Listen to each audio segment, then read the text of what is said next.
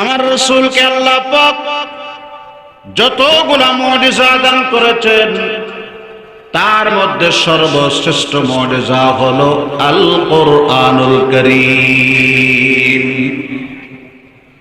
এই কোরআনে কারীম হলো বিশ্বনবীর মুজিজার মধ্যে সর্বশ্রেষ্ঠ মুজিজা।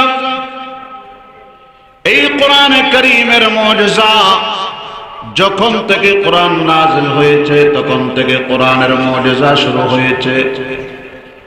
আল্লাহর ওলিরা বলেন হাকা কোরআনাম মুবিনান ফাসতামি' লাম ইয়াজাল ইজাজুহু মুনযু নাযাল। যেই দিন থেকে কোরআন শুরু সেই দিন থেকে কোরআনের মুজিজা শুরু। এই মুজিজা খতম হবে না, তা কিয়ামত কোরআনের মুজিজা চলতে থাকবে। সুবহানাল্লাহ বলেন।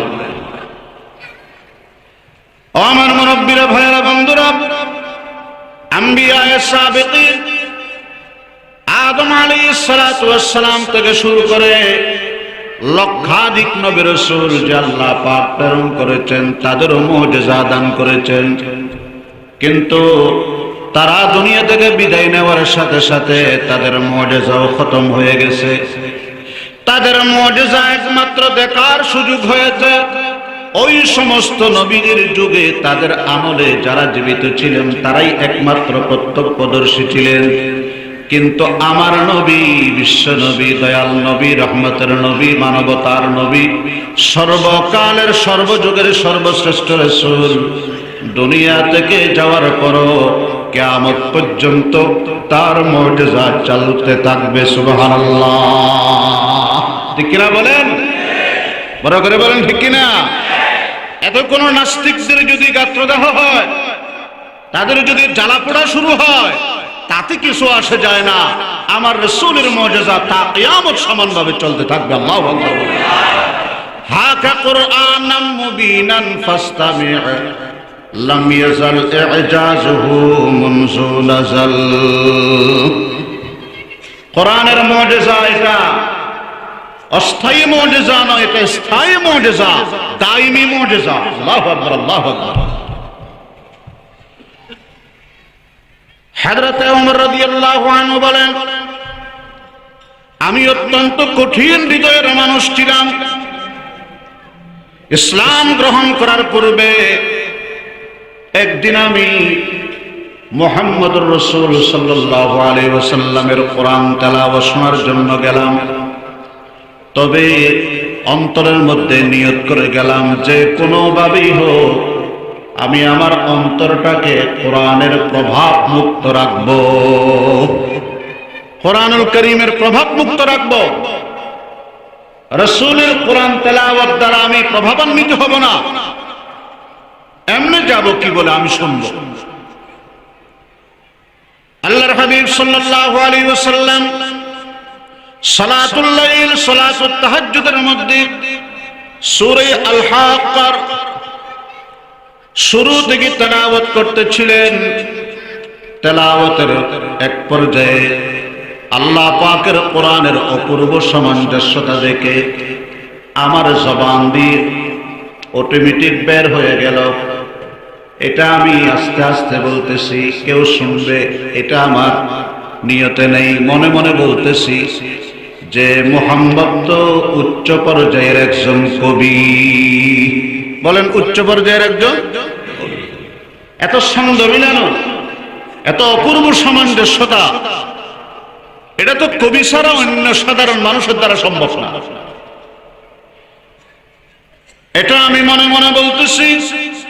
আর রাহমাতুল আলামিন সাল্লাল্লাহু আলাইহি ওয়াসাল্লাম সাথে সাথে কোরআনে কারীমের একটি আয়াত তেলাওয়াত করলেন। পড়েন, ওয়ামা হুয়া বিকাউলি শাইরিন কালিলাম মা তুমিনুন। ওয়ামা হুয়া বিকাউলি শাইরিন কালিলাম মা তুমিনুন। আল্লাহ পাক ডাক দিচ্ছেন, দুনিয়ার মানুষ, আমার রাসূল কোনো কবি নয়, এই কোরআনুল কারীম কোনো কবিতা নয়। আল্লাহু আকবার। আমার রাসূল কোনো শায়ের নয়, কবি নয়। এই কোরআন কোনো কবির কবিতা নয়। ওমর বলে আমি বিস্ময়ের ধাক্কায় স্তব্ধ হয়ে গেলাম। যে কথা আমার মনে মনে, সেটা মুহাম্মদ কেমনে করে জানলো? সাথে সাথে নামাজের মধ্যে উত্তর দিয়ে দিল। এত আজীব দেখি, এত শুধু কবি নয়, এত উচ্চ পর্যায়ের একজন গণক। আরবিতে কাহেন বলা হয়, গণক। মানুষের মনের খবর জানে, দিলের খবর বলতে পারে, কাহেন, গণক। সাথে সাথে দয়াল নবীর জবান থেকে পরবর্তী আয়াতের অংশ তেলাওয়াত হয়ে গেল। যারা পারবেন আমার মুখে মুখে বলবেন, ওয়ালা বিকাউলি কাহিনিন কালিলাম মা তাযাক্কারুন। আল্লাহু আকবার বলেন।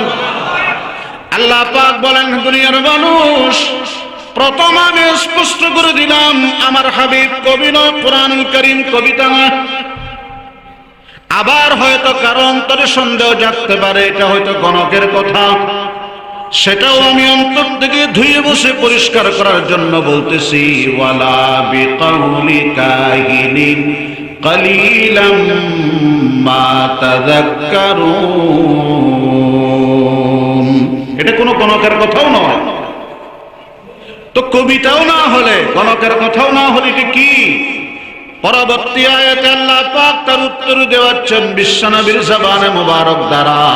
পড়েন, তানজিলুম মির রাব্বিল আলামিন। আল্লাহু আকবার।